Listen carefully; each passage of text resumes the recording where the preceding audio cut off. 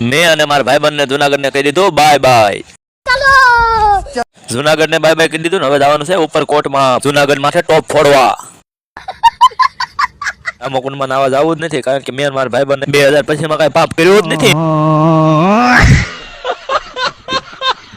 4-5 kilometre કાપીને અમે આવી ગયા છે ઉપર કોટમાં ફરવા. अच्छा રાણકી વાવ જોવા આવ્યા કે રાણકી વાવમાં પાણી જ નહીં.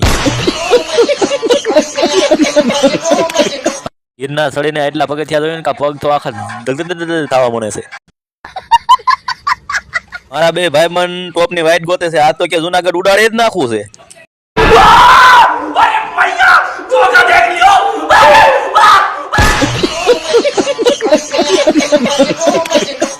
મારા ભાઈબંધ ના ફોટા પાડે એવું ભાડું જ ન થાય કા તરત જ ભાગે ફોટા પાડવા લઈને કઈ પોઝ આવડતો ન હોય બીજો નવગણ કુવામાં કબૂતરા સરકી સરકી નાખો કો લીલો સેદર કરી નાખ્યો.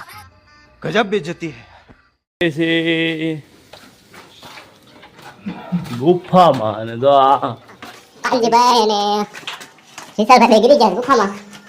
ગુફા એવી છે આ માથું ભટકારો મારો